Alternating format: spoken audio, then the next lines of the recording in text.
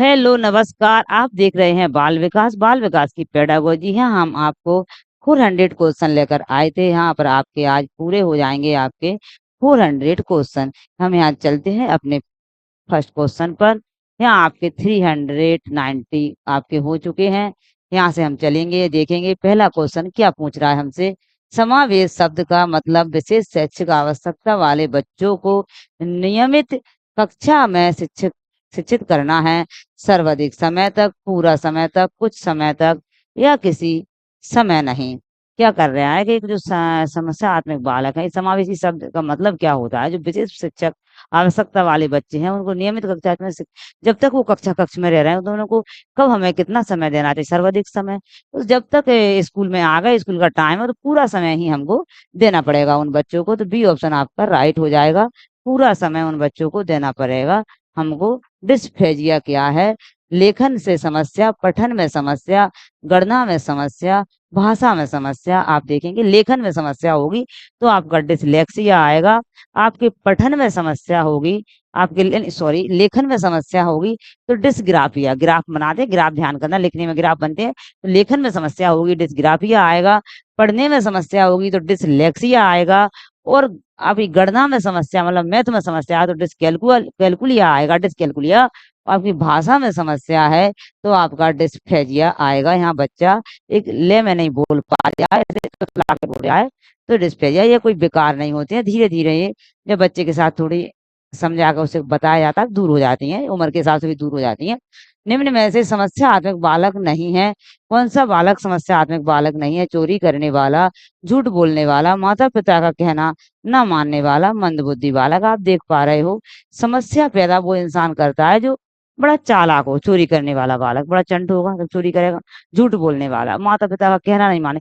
मंदबुद्धि बालक वो किसी विशेष विशेषता से, या तो गर्भ में ही कुछ हुआ है या गर्भ के बाद उसमें खान पीन में या चोट लगने से ऐसा कुछ हो जाता है तो मंदबुद्धि बालक हो गया। ये मंदबुद्धि बालक विशेष मतलब समस्यात्मक बालक नहीं माना जाएगा। नेक्स्ट क्वेश्चन पर चलते हैं। निम्न में से समस्यात्मक बालक नहीं है, यह वही क्वेश्चन रिपीट हो गया है। मंद बुद्धि नहीं है। नेक्स्ट क्वेश्चन पर चलते हैं, हो जाते हैं क्वेश्चन रिपीट, कोई बात नहीं है। सुधार स्कूल स्थापित किए गए हैं। जो सुधार स्कूल हैं वो स्थापित किए गए हैं बाल अपराधियों के लिए, मानसिक मंद बच्चों के लिए, प्रतिभाशाली बच्चों के लिए और सामान्य बच्चों के लिए। जो सुधार स्कूल हैं, सुधार किसका किया जाता है? जो बच्चे अपराध कर रहे हैं, तो जो बाल अपराध बच्चे हैं उनके लिए सुधारात्मक स्कूल चलाए गए हैं। नेक्स्ट क्वेश्चन पर चलेंगे हम। नेक्स्ट क्वेश्चन है हमारा आपका, एक मिनट। हाँ, विशेष आवश्यकता वाले बच्चे का आकलन करते समय शिक्षक को क्या करना चाहिए? बच्चों के बीच तुलना करनी चाहिए। बच्चों का धीमा खराब जो बच्चों की धीम खराब, बुद्धिमान आदि लेवल करना चाहिए कि तुमको लेवल लगाओ, तुम कम बुद्धि के हो, तुम तो ऐसे ही हो। सीखने पर ध्यान केंद्रित करना चाहिए, ना अंकों पर। साप्ताहिक परीक्षण का अभ्यास कराना चाहिए। विशेष आवश्यकता वाले जो बच्चे हैं उनका क्या करना चाहिए? बच्चों के बीच तुलना नहीं करना है, तुलना का गलत हो जाएगा। बच्चों का धीमा, खराब, बुद्धिमान, बच्चों पे लेवल भी नहीं लगाना कि तुम तो गधे हो। बोलते हैं सर तुम्हें तो कुछ नहीं आता, तुम्हें सुनाई नहीं पड़ता, तुम विकलांग हो, तुम बुद्धिमान नहीं हो, तुम धीमा सीखते हो, ऐसा नहीं करना है। साप्ताहिक परीक्षण अभ्यास कराना ये भी नहीं है। सीखने पर ध्यान केंद्रित करना चाहिए और अंकों पर नहीं। तो सीख कितना रहे हैं बच्चे, अंक ला रहे हैं ना ला रहे हैं वो नहीं, सीख कितना रहे हैं। सी ऑप्शन आपका राइट हो जाएगा। नेक्स्ट क्वेश्चन पर चलते हैं।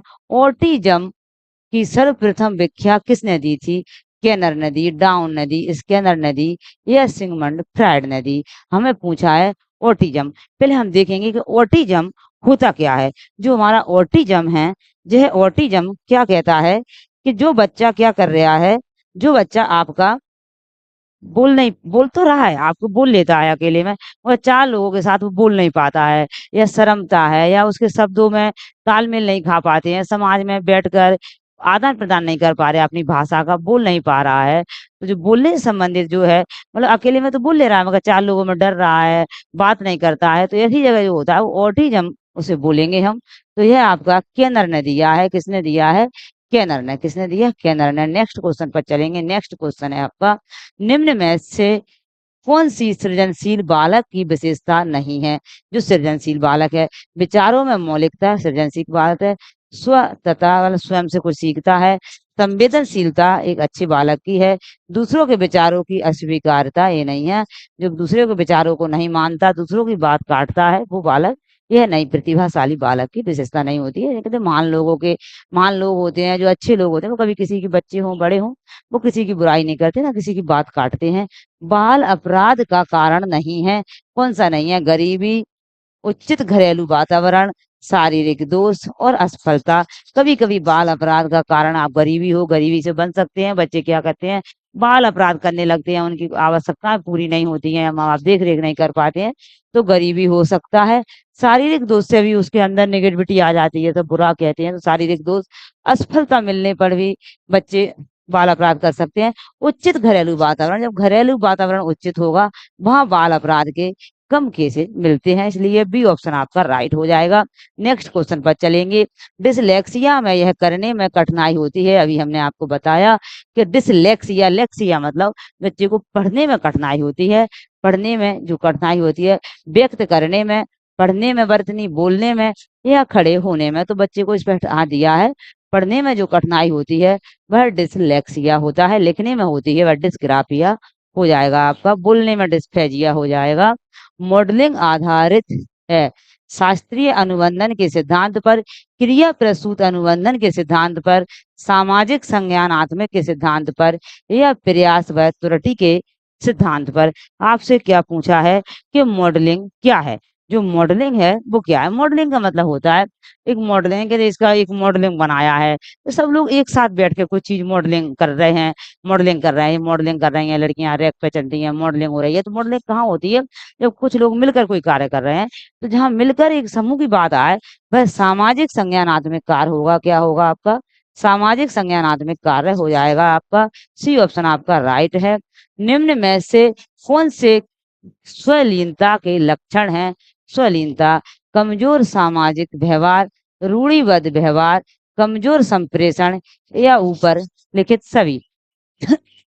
स्वलीनता मतलब बच्चा खुद में ही स्वयं में लीन है, दूसरों में इंटरेस्ट नहीं दिखा रहा है दूसरे काम में। तो कमजोर सामाजिक व्यवहार, उसमें उसका समाज से आदान प्रदान नहीं है, दूसरे बच्चों से नहीं बोल रहा है वो, तो स्वलीनता हो जाएगा। रूढ़िबद्धता व्यवहार, वो अपने आप में उसे एक रूढ़ी बना ली कि नहीं मैं तो यही करूंगा, दूसरे लोगों की सुनेगा ही नहीं बच्चा, तो रूढ़िबद्ध व्यवहार। कमजोर संप्रेषण, वही कहीं ना कहीं वो समाज से कटा हुआ है। समाज मतलब अपने जो उसकी समाज है उसके साथ बच्चे बैठ रहे हैं, बोल रहे हैं, उनसे संप्रेषण नहीं कर रहा। तो ऊपर लिखे सभी ऑप्शन आपके राइट हो जाएंगे। डी ऑप्शन आपका राइट है।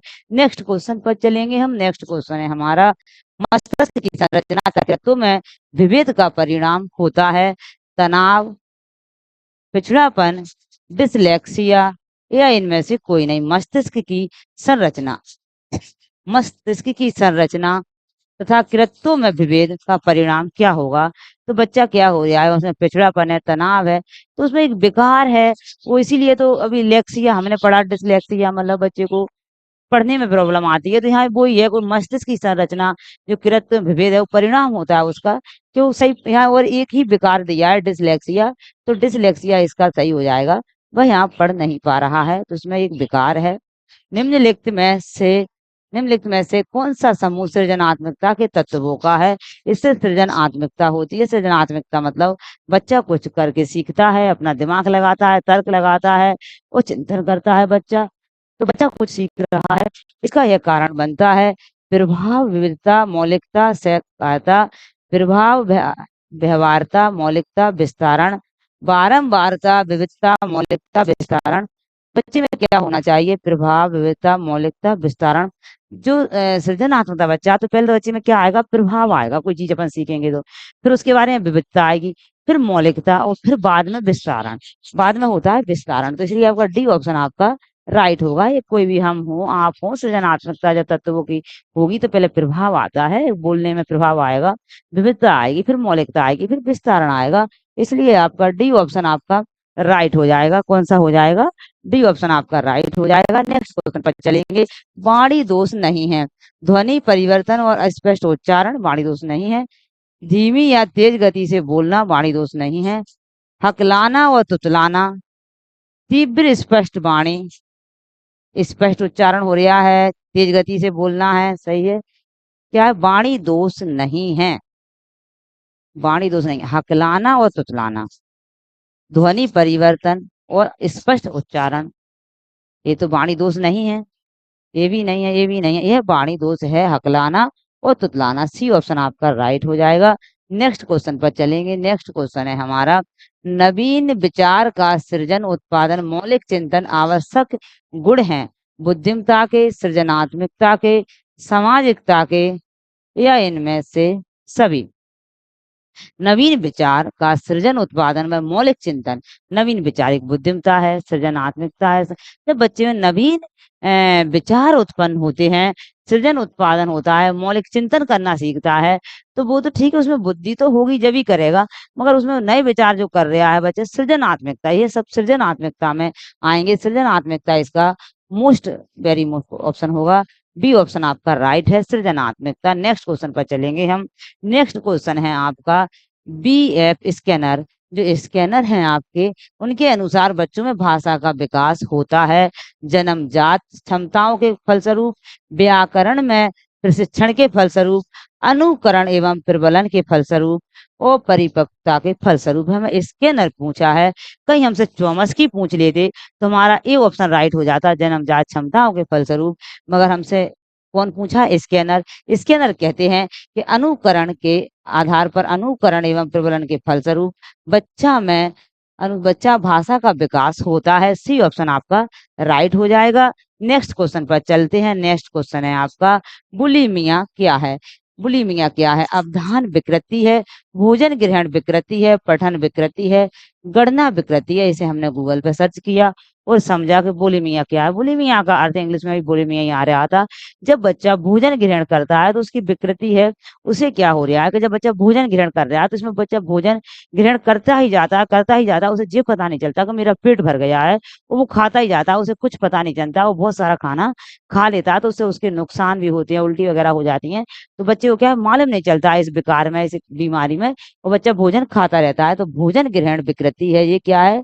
भोजन ग्रहण विकृति है ये। बी ऑप्शन इसका राइट है। नेक्स्ट क्वेश्चन पर चलेंगे। नेक्स्ट क्वेश्चन है, यदि एक बच्चा 16 को 61 लिखता है और बी को डी के मध्य अंतर, बी को डी लिखता है, 16 को 61 लिखता है, इनके मध्य अंतर नहीं कर पाता है, तो बच्चा किस दोष से पीड़ित है? अभी हमने कहा बच्चा लिखने के दोष से पीड़ित है, तो बच्चा डिसलेक्सिया होगा। यहाँ हमको डिसलेक्सिया दिया नहीं है। दृष्टि दोष है, उसमें दृष्टि दोष तो नहीं है। सीखने में अक्षमता है, मानसिक दोष है, मानसिक क्षय है, उसमें मानसिक क्षय और दोष में आप थोड़ा सा कंफ्यूज होंगे कि उसमें क्षय है या दोष है, तो उसमें क्या है? मानसिक दोष, मानसिक, उसमें सीखने में जो बच्चा सीख रहा है, जो लिख नहीं पा रहा है, तो क्या हो रहा है बच्चे में? सीखने में अक्षमता है बच्चे में, क्या है? सीखने में अक्षमता है बच्चे में, ना मानसिक दोष है ना क्षय है, सीखने में अक्षमता है, बच्चा सीख नहीं पा रहा है। एक 16 को 61 कह रहा है, 61 को 16 कह रहा है, तो वह लिखने में, हाँ यहाँ लिखना है, यहाँ लिखना दिया है, कहीं यहाँ जो ऑप्शन नहीं होते तो क्या होता? डिसग्राफिया होता। लिखने में प्रॉब्लम आ रही है, कहीं पढ़ने में आती तो डिसकैलकुलिया होता, लिखने में आ रही है तो डिसग्राफिया, ग्राफ में लिखना होता, आप याद करना, लिखने की बात करी गई ना हमको यहाँ, तो डिसग्राफिया ऑप्शन में नहीं दिया, तो बच्चे में सीखने में अक्षमता है। बी ऑप्शन इसका राइट हो जाएगा। नेक्स्ट क्वेश्चन पर चलेंगे हम। नेक्स्ट क्वेश्चन है हमारा, कक्षा 3 के विद्यार्थियों के लिए निम्न में से कौन सा शिक्षण सबसे अच्छा तरीका होगा? व्याख्यान विधि, सृजनात्मक क्रियाकलाप, समूह वार्तालाप और प्रयोगशाला विधि। कक्षा 3 के विद्यार्थियों के लिए इनमें से कौन सा शिक्षण का सबसे अच्छा तरीका होगा? व्याख्यान विधि, सृजनात्मक, बच्चे को, जो बच्चा करके सीखेगा, बच्चा क्या कर रहा है, बच्चा कोई भी चीज को जब बच्चा करके सीखता है, या बच्चे को खुद का चिंतन करता है, खुद का तर्क लगाता है, तो अभी हमने बताया सृजनात्मकता क्या होती है, तो उसके लिए सृजनात्मकता जो क्रियाकलाप है वो बहुत अच्छे रहेंगे। सृजनात्मकता क्रियाकलाप, यहाँ बच्चा करके सीख रहा है, तो सृजनात्मकता क्रियाकलाप उसके लिए वेरी मोस्ट है। नेक्स्ट क्वेश्चन पर चलते हैं। सृजनात्मकता वही आ गया, अभी सृजनात्मक मौलिक परिणामों को अभिव्यक्त करने की मानसिक प्रक्रिया है, यह कथन है। कोल एवं ब्रूस का, किरो एवं किरो का, ध्यान का या ड्रेवल का। यह प्रक्रिया है सृजनात्मक मौलिक परिणामों को अभिव्यक्त करने की जो मानसिक प्रक्रिया है, वह आपकी क्रो एंड क्रो ने कहा है। किसने कहा है? क्रो एंड क्रो ने कहा है। नेक्स्ट क्वेश्चन पर चलते हैं। नेक्स्ट क्वेश्चन है हमारा, विशिष्ट बालकों के अंतर्गत निम्न में से कौन सा बालक आता है? विशिष्ट बालक, पिछड़ा बालक, प्रतिभाशाली बालक, मंद बुद्धि बालक, ये सभी। आप विशिष्ट बालक ऐसा नहीं है कि जो बच्चा होशियार है उसी से विशिष्ट, विशिष्ट मतलब होता है सभी क्लास में से अलग है। एक सभी क्लास में अच्छे बच्चे हैं, एक बच्चा कम सुन पाता है तो विशिष्ट बालक है, एक वो कम दिखाई पड़ता है तो वो सबसे अलग है, कम दिखाई पड़ता है विशिष्ट बालक है, एक मंदबुद्धि बालक बच्चा है तो वो विशिष्ट बालक है, एक पिछड़ा बालक है तो वो भी, एक बच्चा सबसे होशियार है तो वो भी विशिष्ट बालक हो गया जो सबसे अलग होता है। इसलिए वो प्रयोग सभी इसमें राइट हो जाएंगे। डी ऑप्शन आपका राइट हो जाएगा। नेक्स्ट क्वेश्चन पर चलेंगे हम। नेक्स्ट क्वेश्चन है हमारा, निम्नलिखित में से कौन सा सृजन आत्मिकता की ओर ले जाता है हमको? सांवेगिक चिंतन, अभिसारी चिंतन, अपसारी चिंतन, अहावादी चिंतन। जो आपका अभिसारी और अपसारी चिंतन होते हैं, आप देखेंगे राइट ऑप्शन आपका सी हो जाएगा। जो अभिसारी चिंतन होते हैं वो चिंतन ऐसे होते हैं उनमें ज्यादा दिमाग नहीं चलाने पड़ता। ऐसा हमने आपसे कहा कि हमें वो पेन उठा के दे दो, आपने दे दी। हमने आपसे कहा पानी की बोतल दे दो, हमने आपने दे दी। हमने आपसे कहा कि 7 और 7 कितने होंगे? आपने कहा 14 होंगे। हमने कहा आपसे कि 10 और 4 कितने होंगे? आपने कहा 14 होंगे। तो आपको एक बंधन चीज मिल रही है, वो आप बोल दे रहे हैं। अब सारी चिंतन वह चिंतन होता है जो सेम कोई चिंतन करता है। आपने कह दिया कि आप हमको 14 बना के बताओ कितने कितने नंबरों से होगा, तो आप बोल सकते हो कि 7 7 14 हो जाएगा। आप बोल सकते हो 10 + 4 14 हो जाएगा। बच्चे के पास बहुत सारे ऑप्शन है। बच्चा बोल सकता है कि 6 + 8 14 हो जाएगा। इसी प्रकार बच्चा बोल सकता है कि 9 + 5 14 हो जाएगा। तो बच्चे के पास क्या है? चिंतन, खुद का चिंतन बच्चा करेगा, कुछ चीजों को तर्क करेगा, समझेगा। चिंतन वह होता है अपसारी। अपसारी चिंतन और अभिसारी, जो आपके दो आते हैं अभिसारी और अपसारी। तो आपको हमको पूछा है कि सृजनात्मकता जहाँ होती है वहाँ अपसारी चिंतन होगा। कौन सा चिंतन होगा? अपसारी चिंतन होगा। नेक्स्ट क्वेश्चन पर चलेंगे। नेक्स्ट क्वेश्चन है आपका, निम्नलिखित में से कौन सा सृजनात्मकता का तत्व नहीं है? लचीलापन, स्मृतिकरण, धारा प्रवाह और मौलिकता। आप देखेंगे यहाँ सृजनात्मकता हमें चीज क्या दिखा रहा है? करके कुछ सीख रहे हैं हम। क्या कर रहे हैं? करके कुछ सीख रहे हैं। स्मृतिकरण हमारा जो है वो तो हमारा पहले से हमारी याद करने की क्षमता है, वो है। अगर लचीलापन, कोई कार्य में लचीलापन होना चाहिए, और लचीलापन आप देखेंगे, और धारा प्रभाव, आप एक धारा में चल रहे हो, चीजों को सोच रहे हो, मौलिकता आ रही है आप में। मगर स्मृतिकरण क्या हो जाएगा? स्मृतिकरण आप में, यह आपका सृजनात्मकता का कार्य नहीं है। स्मृति, आपकी स्मृति तो जो है वो तो नहीं है। इसमें कुछ करके जो सीखता है नया बच्चा, अब सारी चिंतन, वह चिंतन बच्चे में अब सारी चिंतन नहीं, सृजनात्मकता चिंतन इस प्रकार का होता है। सूझ या अंतर्दृष्टि के सिद्धांत के प्रतिपादक कौन है? ये सूझ और अंतर्दृष्टि के प्रतिपादक आपके हैं कोहलबर्ग। कोहलबर्ग ने सूझ का सिद्धांत दिया। उन्हें अपना जो आविष्कार जो वो किया, वो सिद्धांत दिया, किस पर किया? एक वनमानव से चिंपांजी पर किया, उसका नाम सुल्तान रखा उनने। हेगार्टी कौन से थे? गेस्टलवादी मनोवैज्ञानिक थे। कौन थे? गेस्टलवादी मनोविज्ञान थे। कौन? आपके कोहलर। नेक्स्ट क्वेश्चन पर चलेंगे। सूझ का सिद्धांत आपके कोहलर ने दिया है। सृजनात्मक चिंतन सदैव होता है विनाशकारी। विनाशकारी तो बिल्कुल नहीं होगा। अभिसारी हमने कहा, अभिसारी तो एक मुक्त अंत क्वेश्चन है, अभिसारी नहीं होगा। अभिसारी में जाना है एक एक रास्ता, मतलब एक भीड़ चाल चलना, वो नहीं होता। कुछ रचना आत्मिक करना, कुछ रचना आत्मिक जो करेंगे वह आपका सृजनात्मक चिंतन होगा। नेक्स्ट क्वेश्चन पर चलेंगे हम। नेक्स्ट क्वेश्चन है हमारा, निम्न में से किसके प्रयोग में कुत्ता एक भाषाई विषय था? एक कुत्ता एक विषय था। ये स्कैनर का है, कॉलर का है, थोंडाई का है, पावलोक का है। राइट ऑप्शन आपका होगा डी, पावलोक। पावलोक ने जो अपना प्रतिपादन, जो अपना प्रयोग किया वही कुत्ते पर किया। थोंडाइक ने अपना प्रयोग बिल्ली पर किया। कोहलर ने अपना प्रयोग एक हमने बताया अभी चिंपांजी पर किया, उसका नाम सुल्तान था। स्किनर ने अपना प्रयोग एक चूहे पर किया। तो ये आ जाते हैं, इनको भी ध्यान रखना किसने अपना प्रयोग किस पर किया। नेक्स्ट क्वेश्चन पर चलते हैं। देखो ये क्वेश्चन में आ गया, सुल्तान पर किया गया कोहलर का अनुसंधान अधिगम किस सिद्धांतिक दृष्टिकोण की पुष्टि करता है, अंतर्दृष्टि अधिगम की, गुप्त अधिगम की, स्थान अधिगम की या मॉडलिंग की। मॉडलिंग सामाजिकता का नहीं करता है, ये वाइगोत्स्की के करते हैं।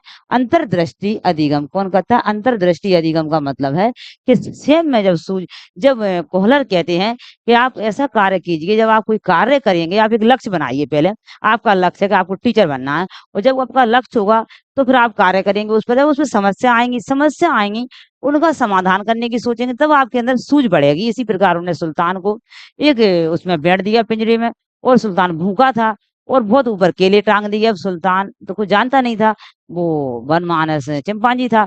तो उसका दिमाग आया, उसने एक सीढ़ी लगाई और सीढ़ी पे चढ़ा। सीढ़ी थी उसमें, तो वो नहीं पहुंच पाया। फिर थोड़ी देर फिर बैठ गया, फिर शांत हो गया। फिर उसने कहा कि यार, एक एक लकड़ी रखी थी वहां, वो सब रखा था कि इसका दिमाग कितना चल सकता है। तो लकड़ी ली, फिर लकड़ी लेकर वो चढ़ा, और लकड़ी से उसने वो केलों को नीचे पटक लिया, गिरा लिया, और फिर उसने उसको खा लिया। तो यह कॉलर ने कहा है कि जब समस्या आती है तो सूझ बढ़ती है, समस्या से ही सूझ बढ़ेगी। वैसे अपन बैठे बैठे रहे तो सूझ नहीं बढ़ेगी, पहले हमें समस्या आएंगी, समाधान करने के लिए हमें सूझ अपने आप ही आती है, दिमाग चलता है कि हम इस समस्या का समाधान कैसे करें। तो अंतर्दृष्टि, वही बोलते हैं अंतर्दृष्टि, तीसरी आंख खुल गई, तो वही होती है कि खुद की आंखें खुलती हैं जब खुद पे परेशानियां आती हैं। यह आपके कॉलर ने कहा है। सीखने का क्लासिकल किया क्लासिकल किया था कंडीशनिंग सिद्धांत प्रतिपादक कौन है? सीखने का क्लासिकल कंडीशनिंग सिद्धांत प्रतिपादक किसने किया था? या किया बाद में आएगा। क्लासिकल कंडीशनिंग सिद्धांत, जो क्लासिकल मीन्स होता है आपका, क्लासिकल मीन्स होता है शास्त्रीय, और कंडीशनिंग मतलब हिंदी में अनुबंधन। शास्त्रीय अनुबंधन और क्लासिकल कंडीशनिंग एक ही चीज है। तो आपको ये किसने दिया? आपको पता है, शास्त्रीय अनुबंधन सिद्धांत था, यह पावलोव ने दिया था, जिसने अपना प्रयोग कुत्ते पर किया था। इसी का नाम इंग्लिश में क्लासिकल कंडीशनिंग होगा। पावलोव क्या है? पावलोव, राइट ऑप्शन आपका। इसके क्रिया प्रसूत अनुसंधान था, क्रिया प्रसूत आए तो इसके अंदर ने दिया है। और आपका और भूल का सिद्धांत, त्रुटि का सिद्धांत आए तो थोंडाक ने दिया है। और आपका सूझ का सिद्धांत आए तो आपका कोलबर्ग ने दिया है। और आपका क्लासिकल कंडीशनिंग सिद्धांत आए तो पावलोव ने दिया है। ऐसे आप बार बार चीजों को पढ़ेंगे तो आपको ये चीजें रिवाइज हो जाएंगी। नेक्स्ट क्वेश्चन पर चलते हैं। जीन पियाजे अपने संज्ञानात्मक विकास के सिद्धांत में संज्ञानात्मक संरचनाओं को किसके रूप में वर्णित करते हैं? विकास का समीप क्षेत्र, स्कीमा मनोबद्ध, मनोवैज्ञानिक उपकरण, और उद्दीपक अनुक्रिया सिद्धांत। उद्दीपक अनुक्रिया सिद्धांत हमारे पावलोव करते हैं, जब कुत्ते पर उन्होंने अपना प्रयोग किया था। जीन पियाजे संज्ञानात्मक विकास के सिद्धांत में संज्ञानात्मक संरचनाओं का किसके रूप में वर्णित करते हैं? वो कहते हैं कि हम बच्चा छोटा होता है, अब उस वक्त उसका दिमाग बढ़ रहा है, वो चीजों को सर्च कर रहा है, अपने माइंड में सेव कर रहा है, तो संज्ञान ले रहा है वो। तो वो क्या करता है कि बच्चा गया और बच्चे ने एक कुत्ता देखा, तो उसने कहा माँ ये क्या है? तो माँ ने कह दिया बेटा ये कुत्ता है। तो उसने अपने जो मेमोरी में सेव कर रहा है उसको पियाजे ने नाम दिया स्कीमा। तो पियाजे ने कहा स्कीमा, तो अपने स्कीमा में उसको सेव कर लिया कि ये कुत्ता है। कल उसने देखा कि उसे बिल्ली दिखी, तो वो बच्चा कहेगा कि ये तो कुत्ता है माँ। तो माँ कहेंगे नहीं बेटा कुत्ता नहीं है, यह इसमें बिल्ली है। बिल्ली में क्या अंतर है कि इसमें आवाज का अंतर है। तो बच्चा फिर उसको भी सेव कर लेगा अलग उसमें। तो इसी प्रकार जो मेमोरी को सेव कर रहा है बच्चा, चीजों को सीख रहा है, संरचनाओं को किसके रूप में वर्णित करा है उसने, तो स्कीमा के किसके करा? स्कीमा नाम दिया है। स्कीमा आए तो ध्यान करना, ये पियाजे ने कहा है। नेक्स्ट क्वेश्चन पर चलेंगे हम। नेक्स्ट क्वेश्चन है हमारा, अर्थपूर्ण शाब्दिक अधिगम व उच्च संगठन की अवधारणा से संबंधित है। सिद्धांत सिद्धांत किसकी देन है? अर्थपूर्ण शाब्दिक अधिगम व उच्च संगठन अवधारणाओं से संबंधित है। थॉर्नबर्ग, थॉर्नडाइक, डेविड या बर्लियर। यह आपका अर्थपूर्ण शब्द, मतलब ऐसा शब्द होना चाहिए जो शब्द कैसा हो आपका? अर्थपूर्ण शब्द हो आपका। तो आपका अर्थपूर्ण जब शब्द होगा आपका, ऐसा शब्द नहीं हो किसी ने भी बोल दिया। तो आपको किसने कहा है? सी ऑप्शन राइट है, डेविड आशुबेल ने। जब चीजें कुछ नई आ जाती हैं, क्वेश्चन बार बार पढ़ेंगे तो याद हो जाएंगे। अर्थपूर्ण शाब्दिक अधिगम, उच्च संगठन का अवधारणा संबंधित सिद्धांत किसकी देन है? डेविड आशुबेल के। यहाँ से कहीं एक हाथ क्वेश्चन आ जाता नहीं। आपके पावलोव हैं, थॉर्नडाइक हैं, स्कैनर हैं, वाइगोत्स्की हैं, ये आपके बार बार आते हैं। तो ये आपका एक अर्थपूर्ण शब्द अधिगम में आता है, तो डेविड आशुबेल ने कहा है। नेक्स्ट क्वेश्चन पर चलते हैं। नेक्स्ट क्वेश्चन है हमारा, जीन पियाजे के अनुसार बच्चे अमूर्त संक्रियात्मक अवस्था में क्या करते हैं? संरक्षण वर्गीकरण, जीन पियाजे ने अपनी 4 अवस्थाएँ दी हैंगी। संरक्षण वर्गीकरण श्रेणीबद्ध करने में सक्षम नहीं है। प्रतीक आत्मिक और सांकेतिक खेलों में भाग लेना प्रारंभ करते हैं। परिकल्पित निगमनात्मक तर्क और प्रतिज्ञात चिंतन करने में समर्थ हैं। केंद्रीयकरण और अनंतमणीय सोच से अवध।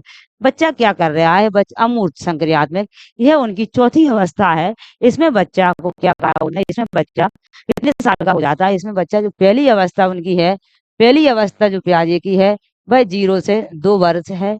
दूसरी अवस्था उनकी 2 वर्ष से 7 वर्ष है। तीसरी अवस्था उनकी 7 से 11 है और चौथी अवस्था उनकी 11 से 14 वर्ष है। तो जो 11 से 14 वर्ष की जो अवस्था है उसको उन्होंने नाम दिया है अमूर्त संक्रियात्मक अवस्था। जो अमूर्त संक्रियात्मक, इसमें बच्चा बहुत कुछ सीख जाता है। इसमें बच्चा परिकल्पित निगमनात्मक तर्क और प्रतिज्ञापित चिंतन करने में समर्थ हो जाता है। इसमें बच्चा सी ऑप्शन इसका राइट ऑप्शन होगा। क्या है? सी ऑप्शन इसका राइट ऑप्शन होगा।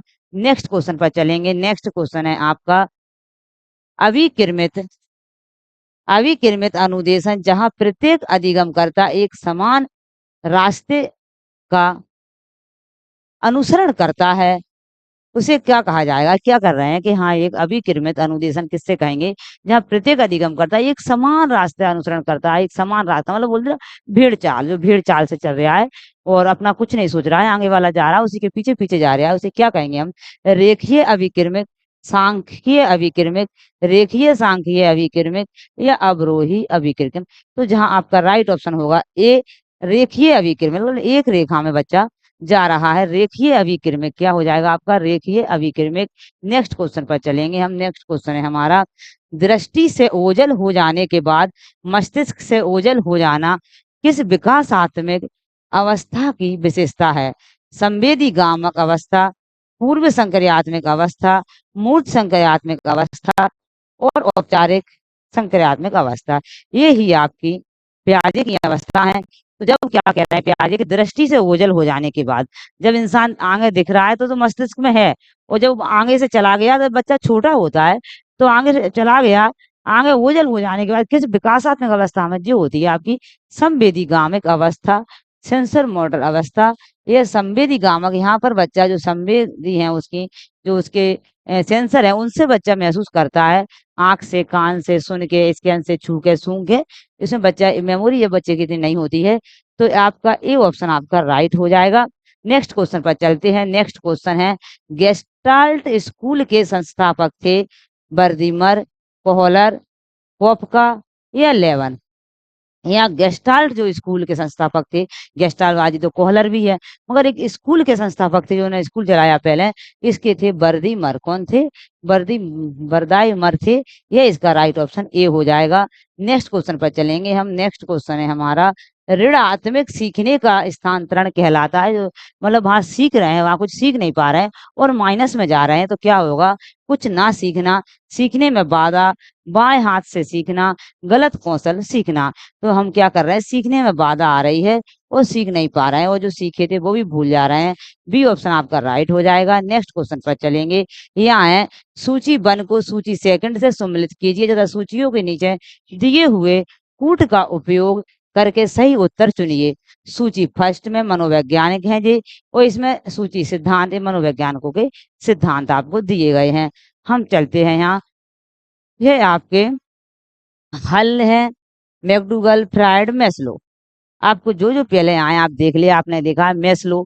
मैस्लो ने हमको आवश्यकता का सिद्धांत दिया, उसमें 5 सिद्धांत दिए हैं। पहला सिद्धांत शारीरिक सिद्धांत, दूसरा सिद्धांत उन्होंने दिया है शारीरिक मतलब भूख प्यास खाना पीना, फिर उन्होंने दिया सुरक्षा का सिद्धांत, सुरक्षा के बाद समाज का सिद्धांत, समाज के बाद उन्होंने जो दिया सिद्धांत, समाज के बाद दिया उन्होंने सिद्धांत, समाज में गए फिर प्रेम का सिद्धांत, मतलब प्रेम मान सम्मान का, और मान सम्मान के बाद आत्मनिर्भरता का सिद्धांत, उनकी आत्मा फिर वो कुछ करेंगे। तो मैस्लो का सिद्धांत है आवश्यकता का सिद्धांत।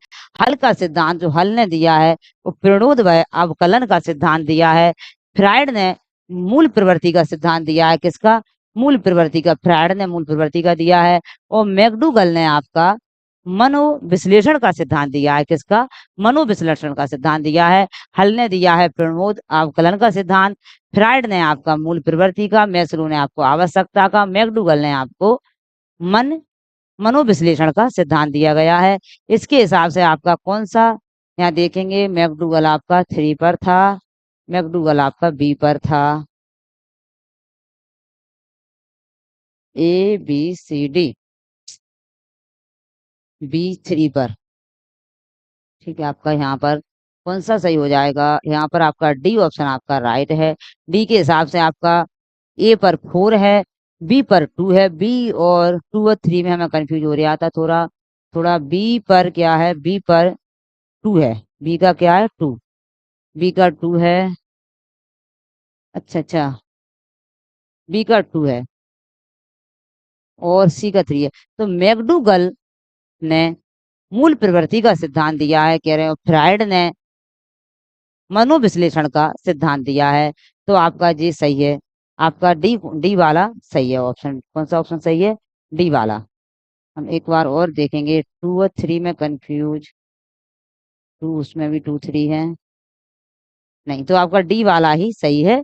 डी वाला ऑप्शन यहाँ राइट हो जाएगा, डी वाला राइट हो जाएगा। एक बार और आप देख लें, हल ने किसको दिया? हल ने प्रणोद आवाकलन सिद्धांत दिया है। मैकडूगल ने आपको मूल प्रवृत्ति का सिद्धांत दिया है। मैकडूगल ने 14 मूल प्रवृत्ति दी हैं, 14 मूल प्रवृत्ति होती हैं, वो मैकडूगल ने दी हैं। फ्राइड ने आपको मनोविश्लेषण का सिद्धांत दिया है और मैस्लो ने आपको आवश्यकता का सिद्धांत दिया है। आपका डी ऑप्शन आपका राइट हो जाएगा। 2 और 3 में अपन थोड़ा कंफ्यूज हो गए थे, कोई बात नहीं है, अब समझ में आ गई आपकी। अधिगम की मुख्य विशेषता है कि व्यवहार में परिवर्तन लाता है, शारीरिक परिपक्वता को प्रोत्साहित करता है, प्रत्यक्षीकृत कौशलों की अपेक्षा करता है, थकान के कारण परिवर्तन करता है। जो अधिगम है, जो हम कुछ पढ़ते हैं, सीखते हैं, सबसे मोस्ट चीज है जो हमारे व्यवहार में परिवर्तन लाता है। अभी हमने एक क्वेश्चन देखा था कि शिक्षा का मतलब क्या होता है। शिक्षा का मतलब ही जो होता है हमारे व्यवहार में परिवर्तन लाना। ये ऑप्शन आपका राइट हो जाएगा। नेक्स्ट क्वेश्चन पर चलते हैं। नेक्स्ट क्वेश्चन है हमारा, जीन पियाजे के संज्ञानात्मक विकास के सिद्धांत के अनुसार परिकल्पित निगमनात्मक तर्क किस अवधि में विकसित होता है? बच्चा तर्क करना सीख जाता है। संवेदी चालक अवस्था, ये तो 0 से 2 साल की होती है। पूर्व संकरित आत्मिक अवस्था, ये 2 से 7 साल की होती है। यहाँ मूर्त संक्रियात्मक अवस्था यह आपकी 7 से 11 वर्ष की होती है। अमूर्त संक्रियात्मक अवस्था यहाँ 11 से आपकी 14 साल की होती है और इसका डी ऑप्शन ही राइट हो जाएगा। जब डी ऑप्शन आपका राइट हो जाएगा, यहाँ पर बच्चा क्या है, तर्क करना और निगमनात्मक तर्क करना भी बच्चा सीख जाता है। आप इसी प्रकार इनको बढ़िया पढ़ें। एक बार समझ में नहीं आए 2 बार पढ़ें और अच्छे पढ़ते रहें। हम आपको फिर मिलेंगे नेक्स्ट वीडियो में।